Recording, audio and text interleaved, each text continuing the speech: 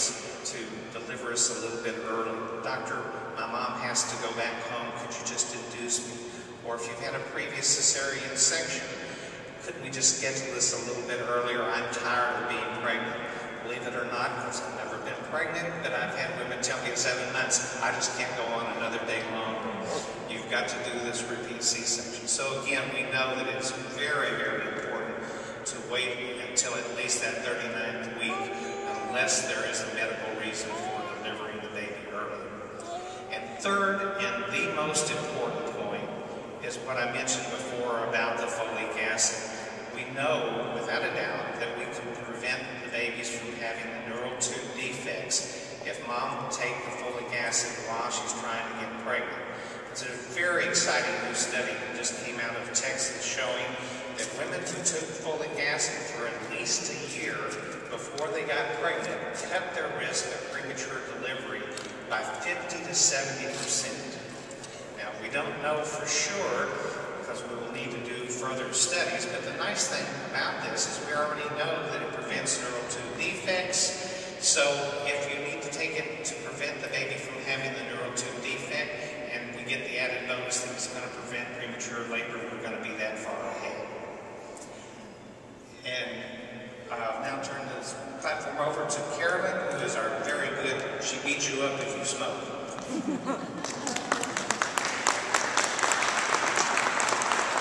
Thank you. It's not that I will beat you up if you smoke. I'm just very interested in having fewer people die from a tobacco-related disease. And so for that, I'm very honored to be here to speak today and talk a little bit about a really exciting and wonderful opportunity that we have in Arkansas for all women who smoke who use tobacco. And that's the Arkansas Tobacco Quit Line. And this is actually a phenomenal resource that is free. It's free for any woman who will call up 1-800-QUIT-NOW.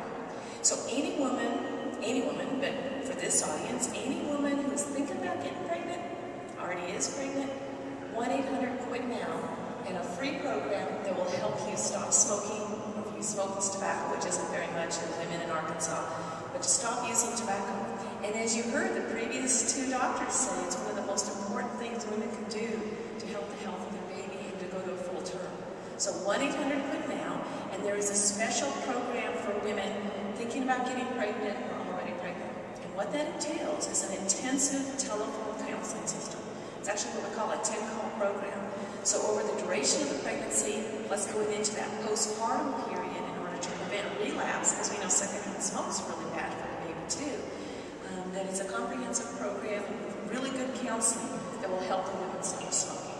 So 1-800-QUIT-NOW is free for all Arkansans, anybody, but particularly for this audience, we want to get the women not smoking, not using tobacco.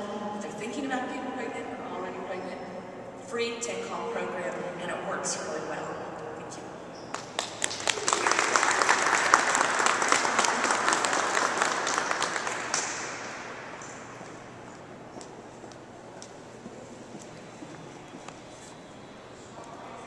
First, I'd like to say, I'm not a doctor, but after you spend 108 days in the neonatal intensive care unit, you sure do feel like one. Thank you so much for being here today and helping us bring attention to an issue that's affecting over 500,000 of our babies every year. On August 24, 2007, my son Alex became a statistic after he was born at 25 weeks and weighed just 1 pound and 9 ounces and was 12.5 inches long.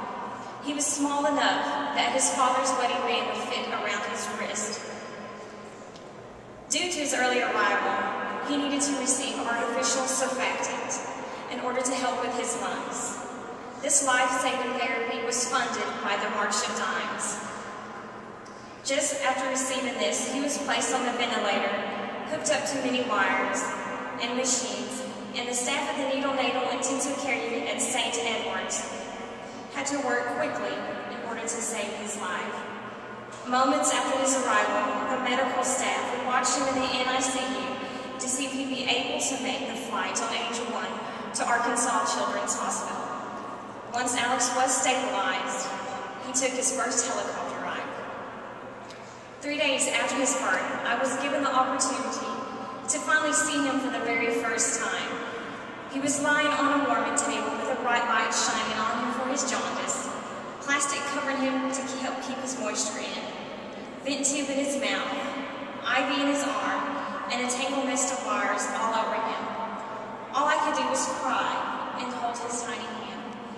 By this point, I was completely numb to what was going on.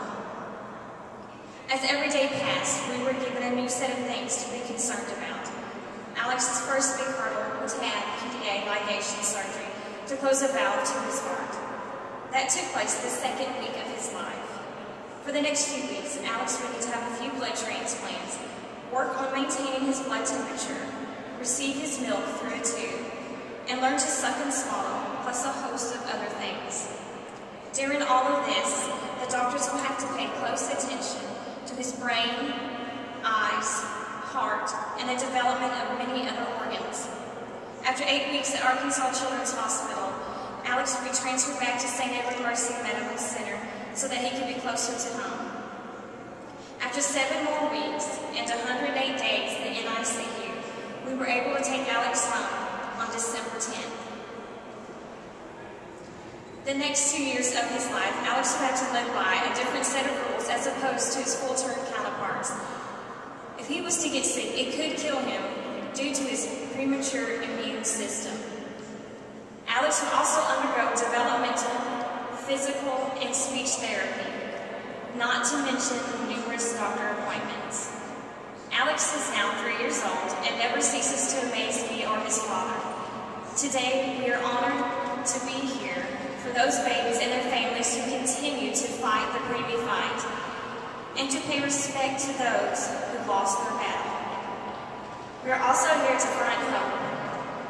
Hope that someday every mother is given the chance to take the newborn baby home. I hope that every baby is given their 9 months. And hope that one day every baby will be born healthy.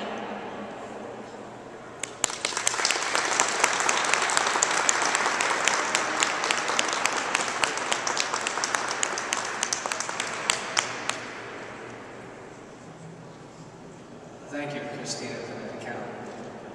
I'd like to close today by referring to this little prematurity card. Y'all received one of those? If not, they're in this pink bucket up here. Please get one before you go.